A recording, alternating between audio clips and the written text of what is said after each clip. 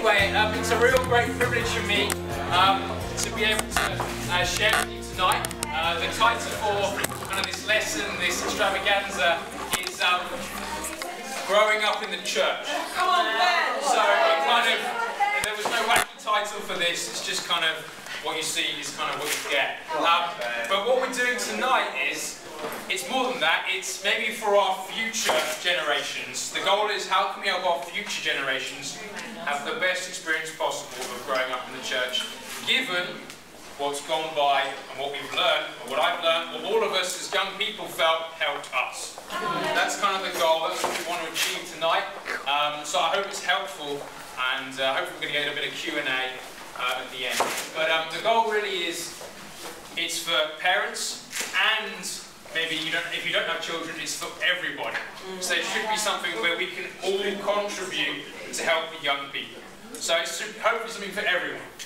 Okay, awesome. Anyway, we're going to start with the Bible, because that's a good place to start. That's one thing I was taught in the church. And we're going to start in the book of Ecclesiastes. Come on, Ben. We're going to start. It's encouraging to hear Marlon. He was a great encouragement to me as a young man. So he's already getting some encouragement now for this lesson. So, right, we're going to start with we're going to start in Ecclesiastes chapter 12. This is kind of, this is the scripture. I've got kind of two kind of power scriptures for this passage for our session tonight, and this is the first one. But Ecclesiastes chapter 12. And it's verse 1. There we go. Right, so this is the writer of Ecclesiastes. He says, "Remember your Creator in the days of your youth, before the days of trouble come, and the years approach when you will say, I find no pleasure in them." Now, it's interesting here that he talks about knowing your Creator when you're young, in the days of your youth. Now, I think for all of us, this is something we should take note of. Because as far as I'm concerned, I think becoming a Christian as a young person is one of the biggest blessings anyone can get. Now, as I've hit university, I've seen all the more how that's the case. As you get older, you know, you start, things aren't as clear. You get corrupted by, maybe you think you do, sin in your life, things like that. Things aren't as simple. They don't quite make sense as they did when you were young. So if you can get things right from a young age, you're really set in a wonderful way. And I feel very blessed to have been able to kind of go through that as a young person and be able to really become a Christian as a 14-year-old. I've got my 7th anniversary coming up this year. That's very, very encouraging. But that's kind of what we're aiming towards here. We want to help the children in the church know God in the days of their youth. Because I think if we do that, as we're going to see from the Bible and from experience, they're in a really good place. Anyway, that's the goal for this class. And my first point tonight is called Spiritual Treasures. Now, the reason, this is kind of a double meaning kind of title, but for us as parents, I'm not a parent, but for parents, even for me, seeing the young kids, they are treasures. They are treasures. Children are treasures in this world. It's one of the greatest gifts in the world is children. But it's great if our children can be spiritual, and they can be spiritual treasures. And that's a really wonderful thing. And it's great if they can see where treasure is found, and that it's found spiritually above everywhere else. That's what this first point is about. It's about really helping children in the church, whether you're a parent, whether you're not, giving them the best opportunity possible to really know God at a young age. Turn with me please to Deuteronomy 11. I think this is a passage I think many of us know well. And we're going to have a little bit of sharing from a number of kind of my clan who I grew up with in the church. So kind of my fellow Israelites at a young age. But we're going to read Deuteronomy 11, 18 to 21. It says, "Fix these words of mine in your hearts and minds, tie them as symbols on your hands, and bind them on your foreheads." Here we go. "Teach them to your children, talking about them when you sit at home, and when you walk along the road, when you lie down, and when you get up. Write them on the door frames of your houses and on your gates, so that your days and the days of your children may be many in the land As the Lord swore to give your ancestors as many as the days that the heavens are above the earth. Now, our goal needs to be to help our children to be spiritually minded people. And that's going to mean us reaching out and talking to them about spiritual matters, and it's going to take us engaging with them spiritually and helping them to think spiritually. And one way we can do this is, and one way I think for me has had a huge impact on me, is emphasising the importance of having quiet times with our children. I'm going to get my sister Alice, who I can always rely on, to come and share now. She's going to share about having quiet times and how that really helped her, and how she really felt benefited by that. Yeah, so here's part one. Okay, so Ben asked me to talk about quiet times, and I think for me, from what I remember really growing up, was Mum and Dad always got us into the routine of having quiet times every day. So whether from when we were really young, we used to act out things like Herod being eaten by worms, and then I'd be the worms and Dad was Herod, and we just, I don't really know. Mutilated. Yeah, and I mean, I don't think it was particularly spiritually guiding, but it was, you know, it was just a good habit and it was fun. And we used to do, we used to be in prison as well quite a lot, and that was usually Dad in prison. I don't know we were in prison. Herod, it's the same story. I don't even know where Mum was with these. There's Jezebel. Jezebel reading the story or something. Jezebel, maybe.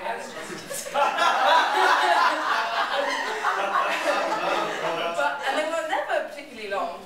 And but they just got us into the routine, and then we used to pray as well, so as a four, and I just think Mum and Dad did the most awful, long, boring prayers. I did the same prayer every day, like thanks for Ben, like, you know, all the boring things. And but I think what it meant was that, so when I was used to it, I knew that every day I had quiet time. It meant that when I got older, I had that habit already, so like I knew that every day I needed to have that, to do that, so it wasn't like, although the quiet times actually became meaningful, like, or more meaningful, then there was still a time slot allotted every day, or like I knew in my head that I needed to do that each day. And I think it did take me quite a while to maybe get to a point where I really valued quiet times. Like I remember even after I became Christian, I fell asleep in a lot of my quiet time. It's like in my bed, or I'd fall asleep and dream I was having my quiet time.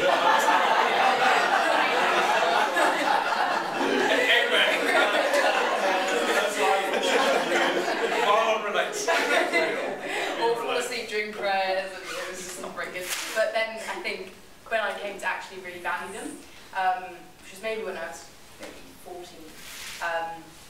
I still kind of had that in my mind. I knew every day that I needed to have that quiet time, and I was able to talk about it with my parents because it was something that we'd grown up talking about. So yeah, I think that's what I really valued about quiet times. At camp we used to do quiet times in groups, which was great. So that used to tie us in with each other as well, like you know, having quiet time with Charlie or Roxy, or a group, and that was quite nice because it meant that you had a spiritual like bind in your relationships as well, which was great. And also sometimes with people like, I remember with Anna at camp, or Eileen, people who are not as old as your parents, but like kind of bridge the gap between your parents. So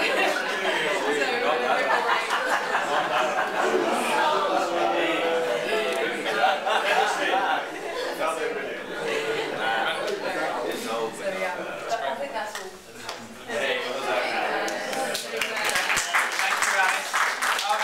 Yeah, no, I think for me, I think quiet times were such a key part to my life. I remember, I think we had a quiet time, I had a quiet time with either my mum or my dad twice a day, every day.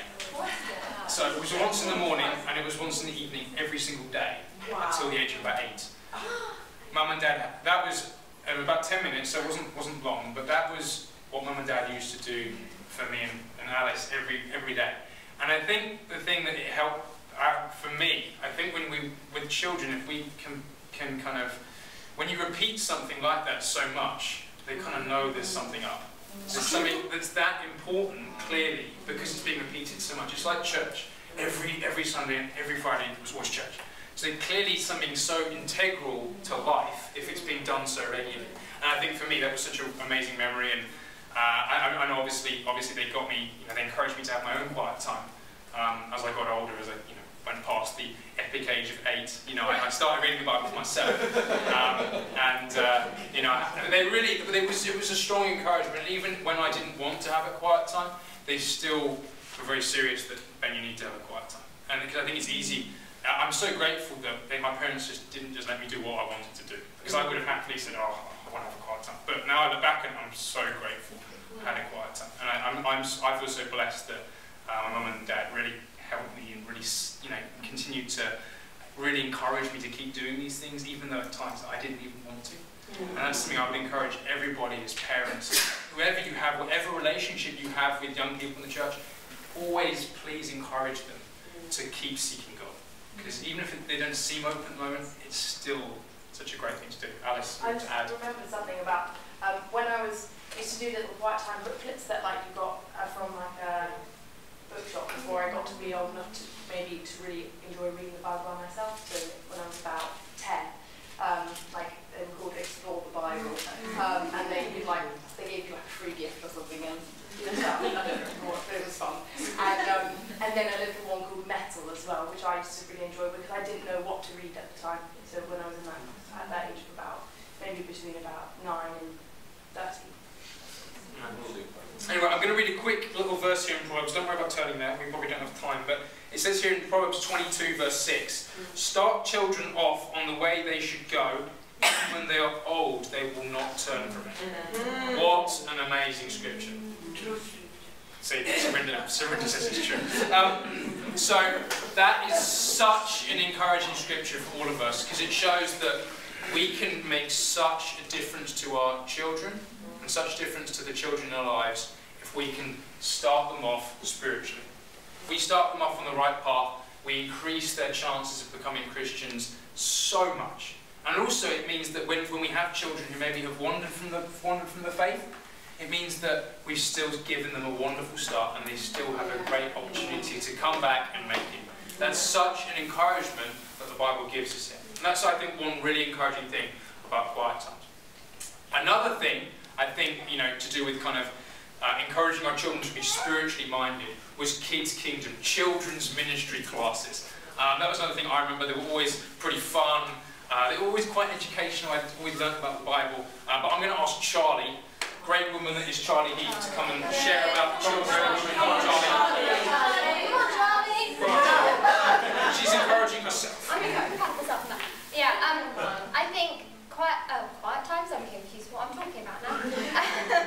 I think Kids Kingdom classes, harder to say than you think, were really a big impact because they were always very fun and interactive, and they were something that encouraged you to come to church and enjoy and want to come to church even when perhaps you hit that age where, I don't know, I think I hit an age where I wasn't so interested in the Bible anymore, but I was still coming to church to kind of have those fun things, I think. And they always kind of sneaked a little bit of spiritual stuff into my mind, even when I was trying to fight it. I think, yeah, I definitely remember certain points from my childhood and them being in those classes, whether it be a regrettable class about money worshipping, which I still have not lived down. Thank you very much, it was your dad who did that. I think there'd be...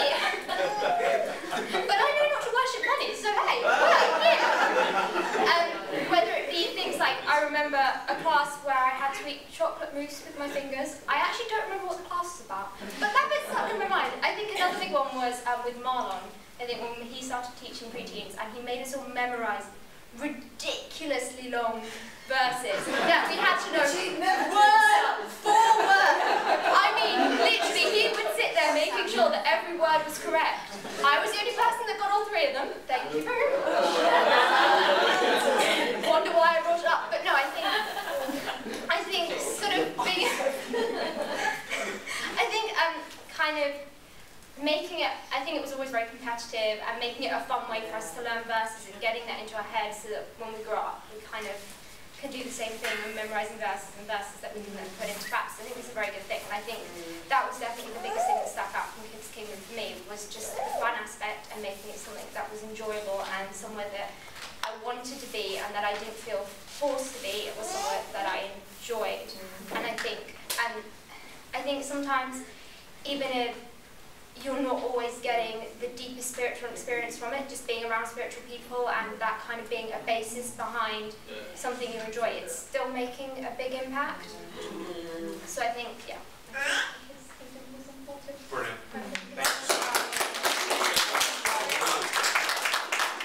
so much. Someone is employing me to pick up pearls up, and I'm trying to teach classes, but I can't do that as well.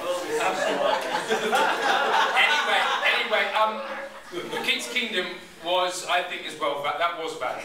I think it was fun, and it helped us think spiritually, and it's something I certainly look back on, and I feel like, I'm glad my parents brought me to church. I'm glad my parents brought me to church on a Sunday and a Friday, and I think that's something that I would encourage any parent, please, make the most of that opportunity. It's a really great opportunity. Your kids will thank you for it, to bring them to church as much as you can. Really is such a great blessing. Yeah, brilliant. Anyway, it's good to mention Marlon there teaching us our pre-teen class. He said he'd buy us, go and take us out for pizza. Wait, no, we've got to finish this. He said he'd take us out for pizza if he memorised all his scriptures, but he didn't keep his word.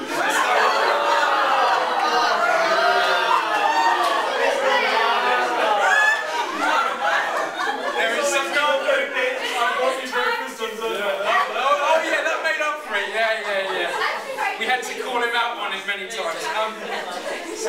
Anyway, another thing I think that can really help our kids have kind of really, I guess, a spiritual mindset is kind of relationships with people of all ages. So we're not so much talking about relationships with other kids at church, we're talking about relationships with adults. This is kind of when we talk about relationships with adults, things like that. I mean, Roxy, if you would feel free, please come up and love to have a share about that. So it's kind of like relationships with, as a child, as any kind of age, with adults who can really help them spiritually. Yeah, I think this is something that's really key that helps me. And when I think back in my life, sort of growing up, there are also like different relationships that stuck out in my mind at different stages. I still remember going to see Princess Diaries with Heather, going to cinema back when I was really young. Gosh, I must have been really young back then. And times that I spent with Anna Oliver and Chevy. And I remember Eileen was really helpful to me in my teens.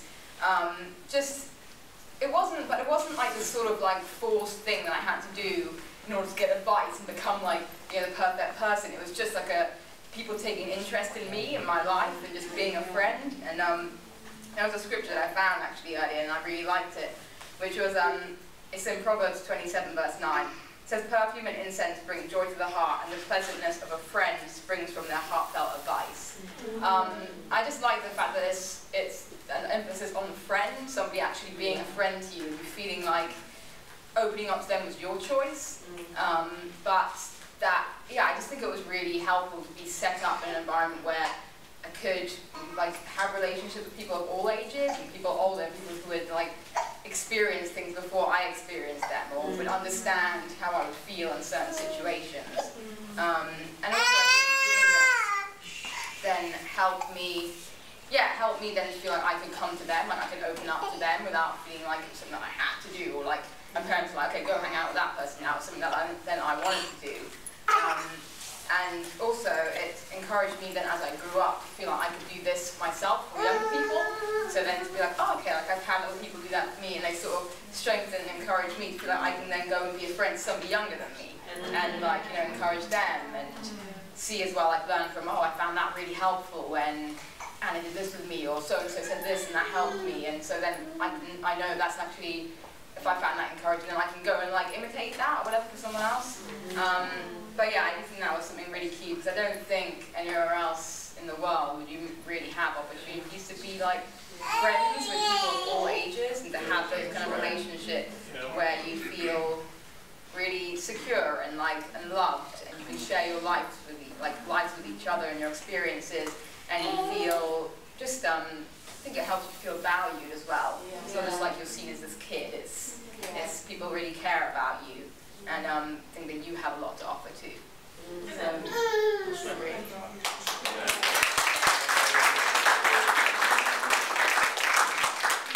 It's so important when we get when I think for the children, they get to have relationships where they talk about things spiritually as though it's normal.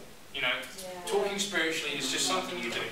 It's just, I remember always feeling like, you know, people would ask me, how are you doing? I just tell them, yeah, I keep lying at school or something. Like, it would be completely normal. Because it would be just like, it would just be, you know, being your spiritual part of your life was just, it was another part of your life. It wasn't weird. It was just, that's fine. Let's talk about it. It's not something that we have to keep as a taboo topic. It's something that, you know, it's really important our children feel like this is just what we do. This is what we talk about. And I think for me, I certainly look back and, you know, I remember Richard Bailey. He always was so, he spent time with me and Alice, and he talked spiritually with us at the age of 5. You know, it was amazing. We were so. Richard is a wonderful example of this. We watched a video, I think, with the Mancoos at Christmas of one of the old, you know, church services where the children would run it, and Richard was down on his knees leading the songs with, like, I don't know, with the tribal song leaders, and it's just a wonderful example. And I guess really with Kids Kingdom and that point and this point about kind of getting our children to have relationships with older people in the church, this is where, even if you don't have children, this is where you can make such a wonderful difference.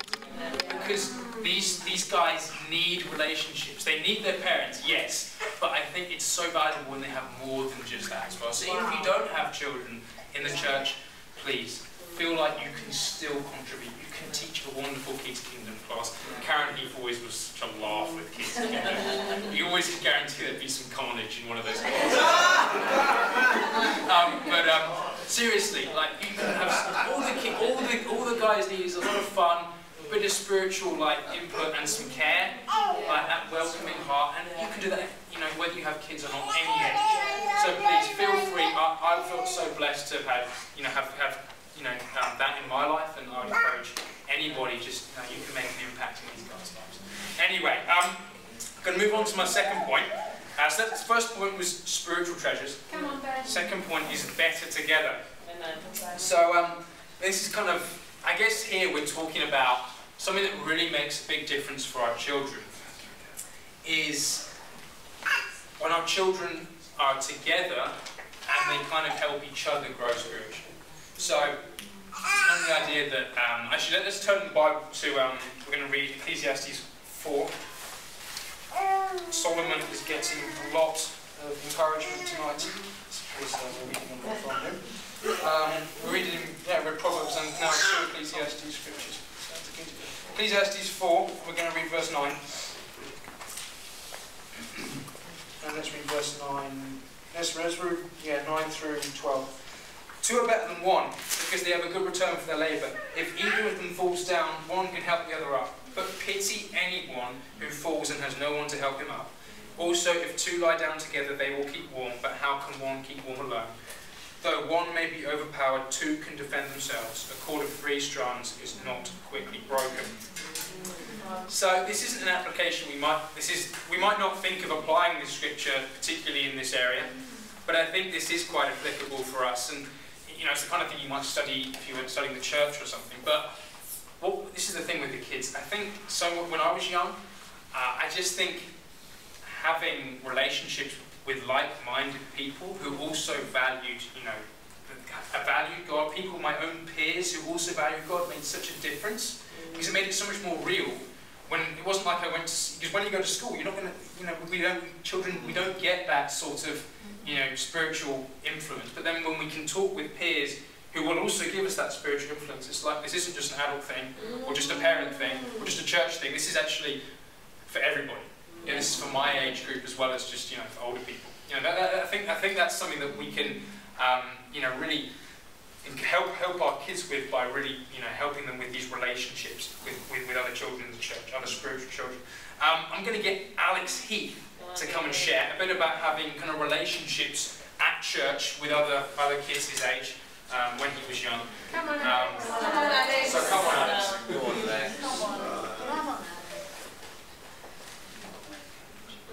I think I was just thinking about it earlier on today, and it's quite difficult sometimes for me to remember what I appreciate about growing up with kids in the church, just because I've never been without them, like it's always happened. And I think looking back on it, one thing I did really appreciate, I guess, is the fact that I enjoyed going to church, and I wanted to go to church. There was nothing like, there's nothing spiritual back then as kids, but as you start to grow up, you know, the conversations change, the activities change. You can start, it like organically grows into better, deeper relationships, but it has to kind of start with the social relationship, the shallow relationship as a child. And I think that kind of segues onto the idea that if your children come to church every week, every Friday and Sunday, it means they get more time to spend together, and they get that relationship can grow a bit smoother, I guess.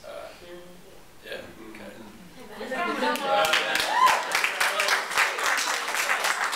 Thank you, Alex.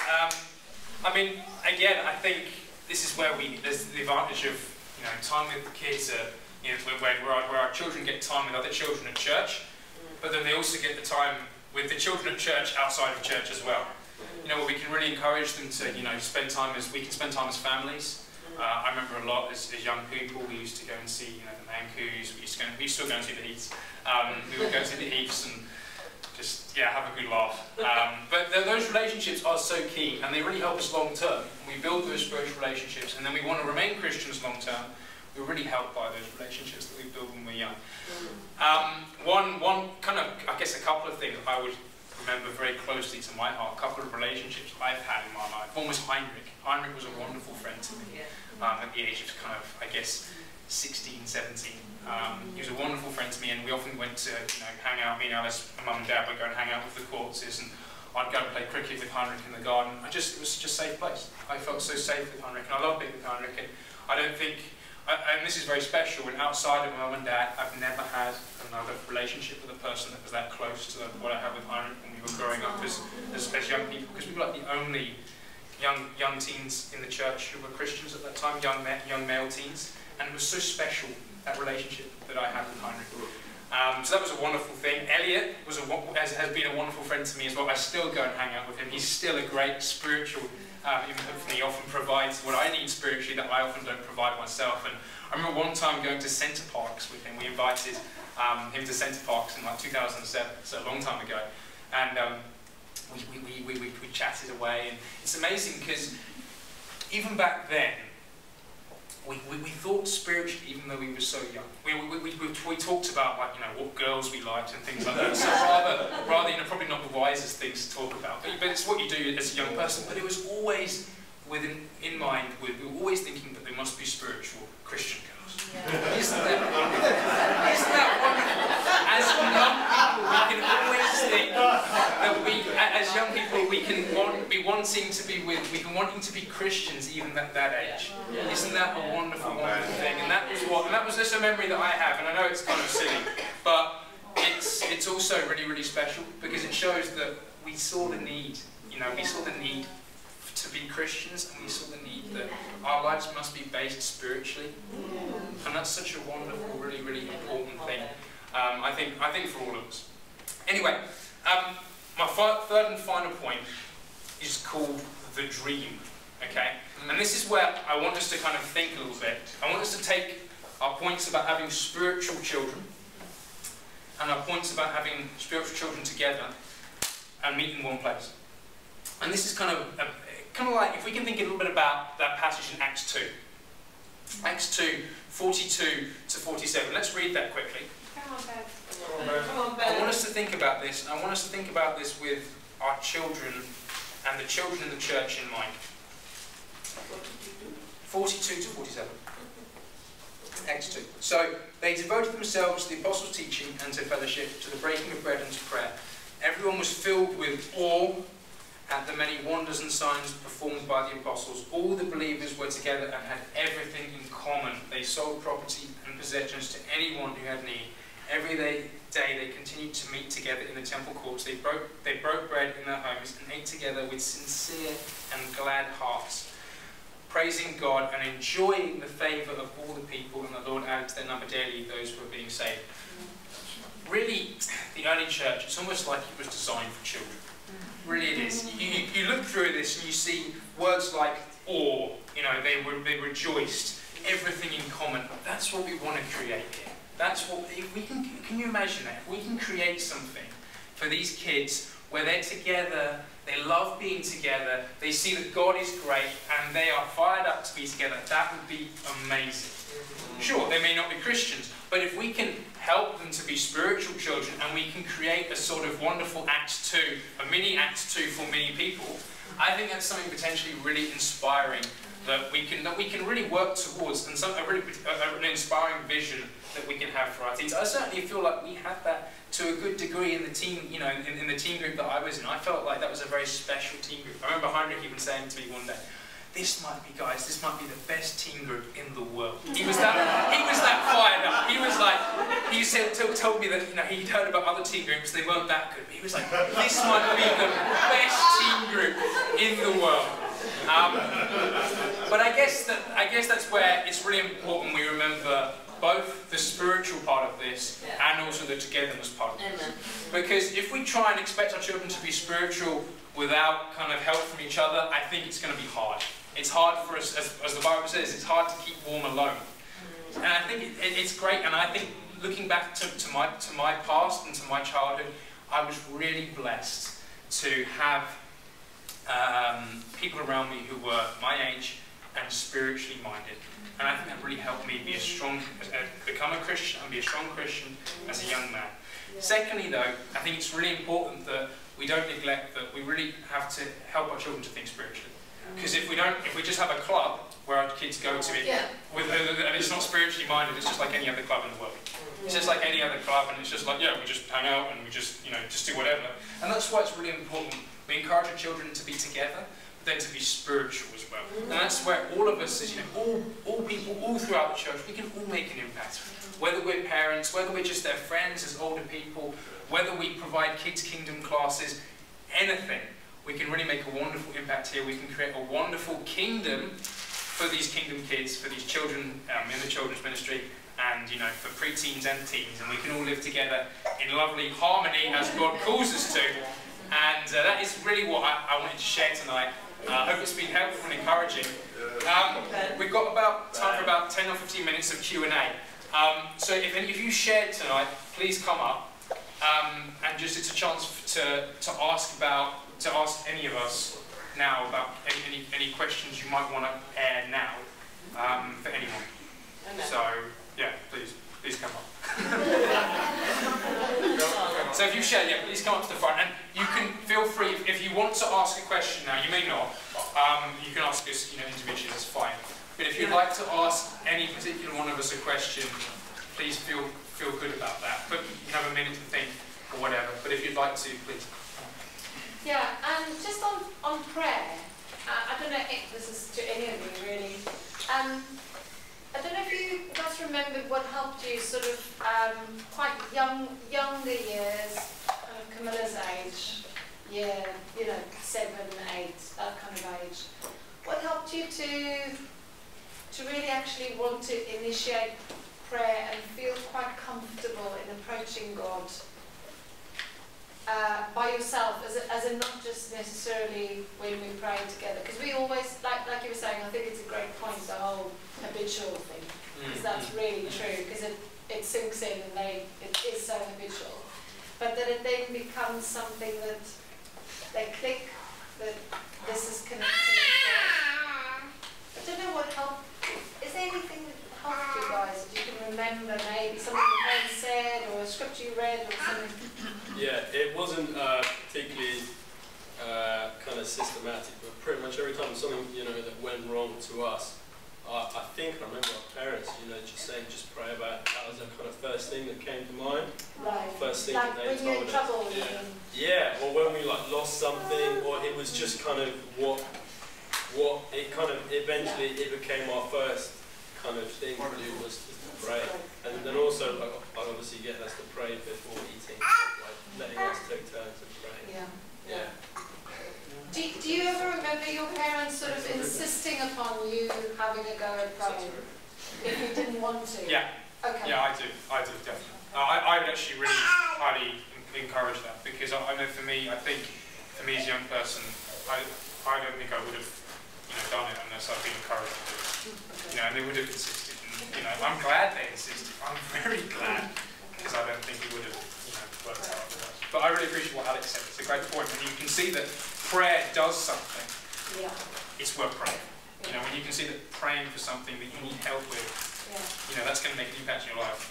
Very, very valuable. I think as well, it's, I think as well, like acknowledging that every like kid is different as well, and you're going to get, like some of our family members have no problem praying at the table, some of them put up a real fight, and like it's, you don't want to be like, that's it, now I'm going to punish you because you did it.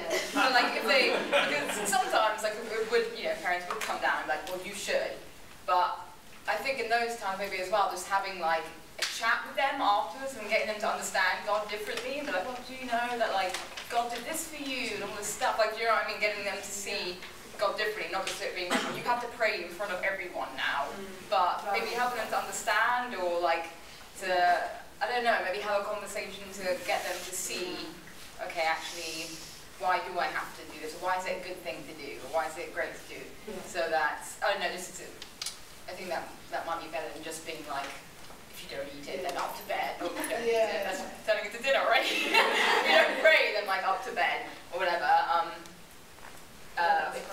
If they are, and, I don't know, to try and encourage them to do it, it's become more of a positive thing, not sort of, you must, or get out. Otherwise, Okay. Should we wind up? Yeah, so what Roxy said kind of segues into the question.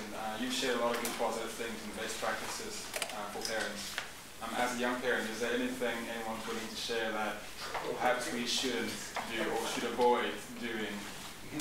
Maybe something that was done to you that kind of hurt you?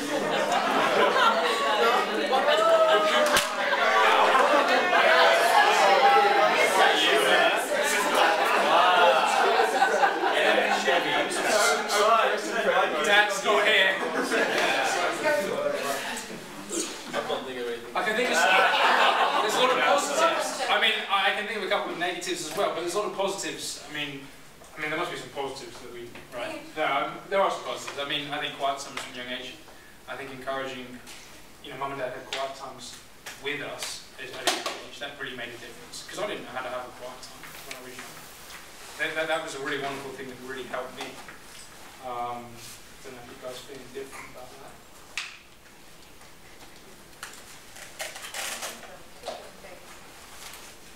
Okay.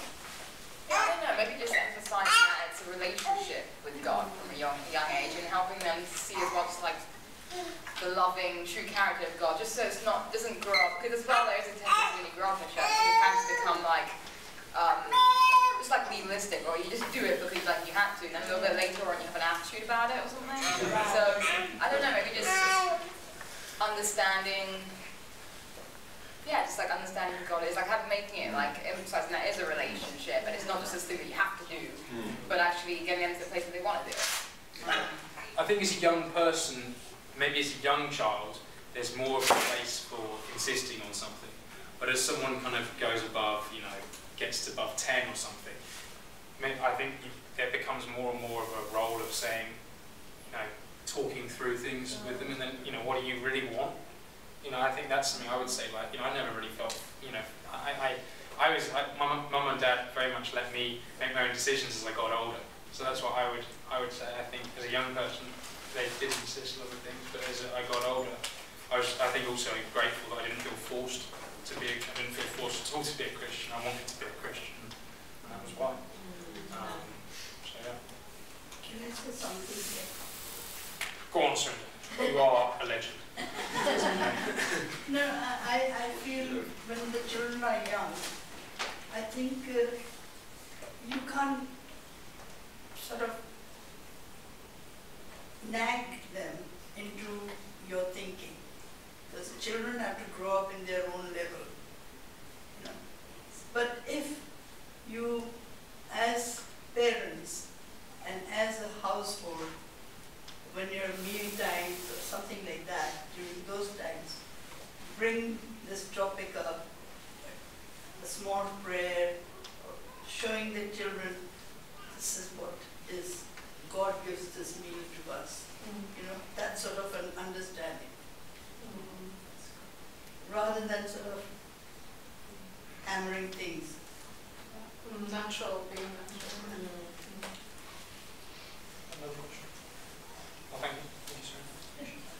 I saw Malcolm next.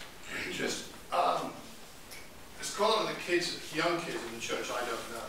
So, do you guys have any, in terms of like, how do we talk to young children at church that aren't our own children? Have you got any do's and don'ts? I think for me, I remember like a specific memory I have of Francois and Eileen. So Eileen used to take me to the cinema sometimes, and I remember, it's hilarious, it's always stuck in my mind. We went to a gourmet burger kitchen afterwards, and Francois asked me, so who fancies who in free tea?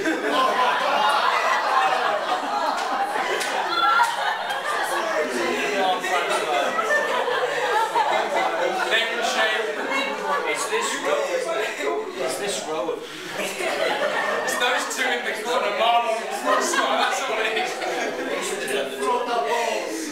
actually think that was quite good because it was like, to be honest, when you're creating that's like all we used to talk about. I don't know, I mean it might be that it could be a bit, but I think Francois got away with it because he was only like 29. But I don't know, I think just trying to get on their level, I don't know, in terms of if they do something that, like, I don't know, say Rihanna does gymnastics, I don't know, somebody who's used to do gymnastics, like something, some kind of a common connection, or going to see a film. Because I remember as well, like, when, like, anybody who was older was just, like, really cool when I was younger, and I thought that, like, just spending time with the fact that somebody might want to spend time with me was just, like, really special. And I think in terms of just, like, just chatting to them, and then I think, like, kind of, like, not forcing it as well. So, let them come to you in a way.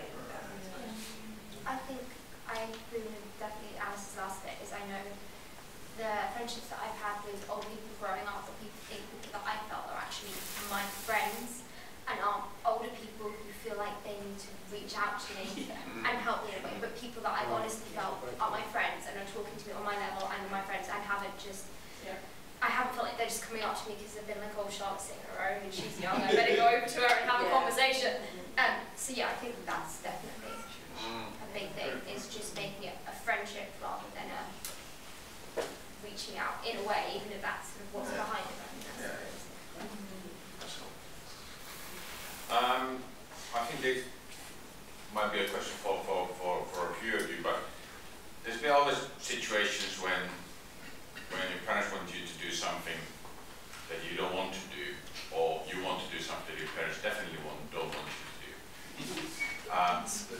And those are opportunities, and there are also opportunities for disaster when it really goes wrong. We had this thing when Nora wanted to go to a Freshers Week to Newquay, and we knew that we just couldn't talk her out of it. So we came up with, and this is on film, so if you listen to it, it's all right. So we had to come up with a plan, and we had 15 minutes or half an hour of time, so we decided that I needed to go and do some work with Hope in Philadelphia. So the option was, if she wanted to go to Newquay, or we're going to New York, we'd rather come to New York.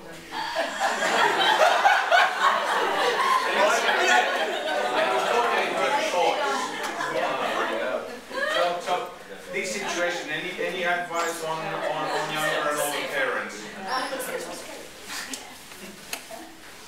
So have you got things like where you really want to do something else, and how did you cope or manage those situations? I think as a younger parent, I think it's really important we do kind of, we are quite clear that no, we're still your parents, and because I think God does want us as, you know, parents of younger children to definitely, and you don't want to do this without coming across unkind, but there is an element of responsibility. You want it to be, you want the best for your child, you know. But there does come an age when they get older. I think that age is probably around 13, 14, maybe younger. Yeah, teens, where I think it's really important that teens are encouraged to make their own decisions. But I think as young children, I think it's different. Definitely. But I think as in teenage years, I would say definitely encourage them to feel good about the decisions they're making, and don't, you know, I wouldn't conscript now that you've all gone past those hurdles, do you think it's important that you at that time you were allowed to sometimes even make decisions that would hurt you? I definitely think so.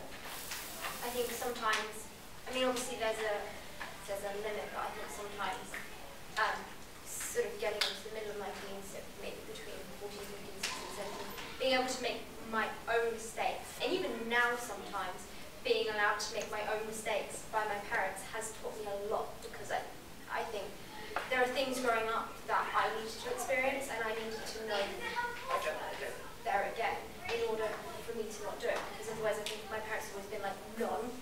I would have just been like, oh, but I wonder what it's like. I wonder what it's like if I went to that after prom party. Yes. And I went and I hated it, and then I was like, well, parties, no. And if my parents hadn't let me go and had said, no, you're not going because it's just going to be bad, then I never would have known that. But I suppose it's judging a teen's character and knowing whether they're going to go and come away and go, no, or they're going to go away and go, yes, I want to go to a party, great. But I think part of it is knowing someone's character. But yeah, I think you need to be able to make your own mistakes to some extent. I know Brendan wanted to ask. This is going back a bit now to when children were praying young. I was very impressed whenever I went to stay at Tony and Karen's. Every evening before the children went to bed, we had a devotional. They sung songs and did all the actions to them, and then they prayed. And I thought that was really important for them to learn. Who are you laughing at? Oh, yeah. I'm the one who's supposed to say. Read this bit, read this bit, read this bit. That was very impressive. That was very a good education for the right at the start. That'd be quite fun as well when you make things into like little family traditions as well. Like I know Diana's family, which came here and I went there. They did this like really, I mean, they do it now. They're all like, you know, in their 20s and older. They do this really weird thing when they will pray before they eat. They all stand around in a circle, and Henry, her dad's real character, and he does this like hilarious sing-song epic prayer. But it's like, for them, it's like really funny when you come in and do it because they grew up doing that. They still do it now.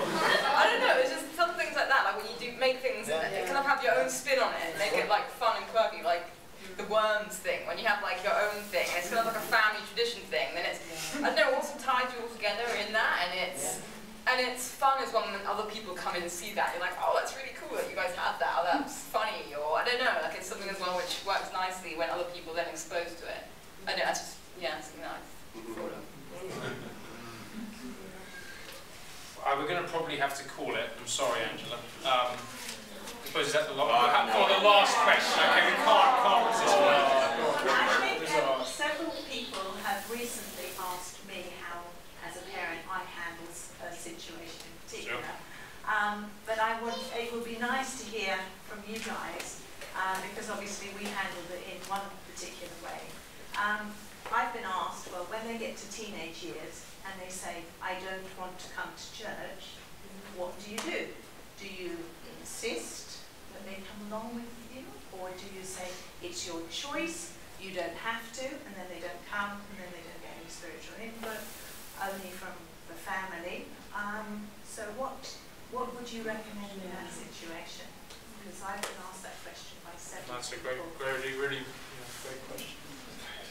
I mean, for me, I remember like the main times, because I was lucky and I grew up from loads of my best friends were at church, so I almost always wanted to go to church. The times I didn't want to go was when there was a party on a Friday, or somebody was doing something on Sunday, or something.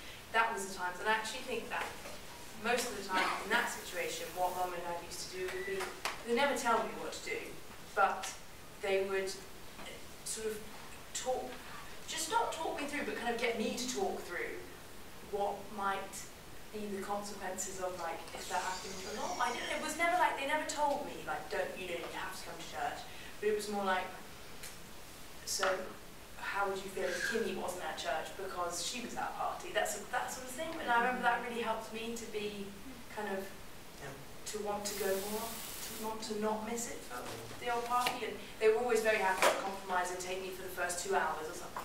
And by the end of it, my school friends got so used to the fact that I couldn't do it Friday night. They wouldn't do, some of them wouldn't do things on Friday nights if they really wanted me to be there, that kind of thing. So in the party sense, that was how I would not be. It's a great point. I think you know, definitely giving them the choice and then just explaining to them the consequences. I think that's such a good point. It's really brilliant. I think that's what I would say.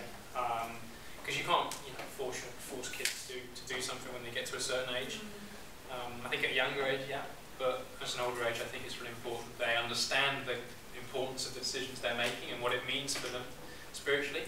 But then also when they're, say for example, 13, you're not really supposed to leave them on their own. So then that means, do one parent stay at home with them and one parent comes to church? Or it wasn't an issue for us, but I'm just suggesting that it might be an issue for some.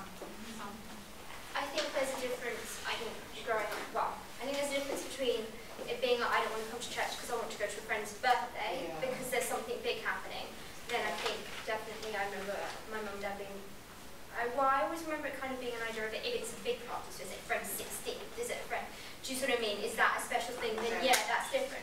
I think in terms of just not wanting to come to church because you want to stay at home, I think there has to be stages, and I think, I think my mum and dad don't mind this, but I think I've really admired the way that they've actually been dealing with that in the last couple of years. Just in the way of it being at first, no, you do need to come to church, and to a certain extent, if it's just I don't want to come, that making it, no, we're going to church, you can't stay at home, so we all have to go to church. But then I think it does hit a point where you have to be like, okay, it's been 4 or 5 years and my child still doesn't want to come to church, maybe I need to start letting them make that decision. But obviously with they're 13 years old, they're a child, you're the parent, you're going to church, they're going to come along with you. And I think it's the difference between being 13 and that being a blower, and being sort of 17, 18 and it being a thing of maybe they need to make their mind up, and then maybe just allowing them to make that decision that if they really don't want to come, it's actually not necessarily always going to be helpful, because it's going to be more of this, I hate it, I don't want to be here, why am I here? And that's what's running through your head, rather than any spiritualness seeping in at all. You're just going to hate it more, and you're going to hate everyone here at church, because they're at this point of your life that you're like, no! I didn't personally feel this before. It's not me. I'm lonely in my feelings.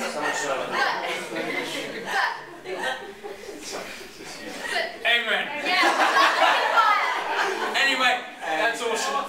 I hope that was encouraging, helpful.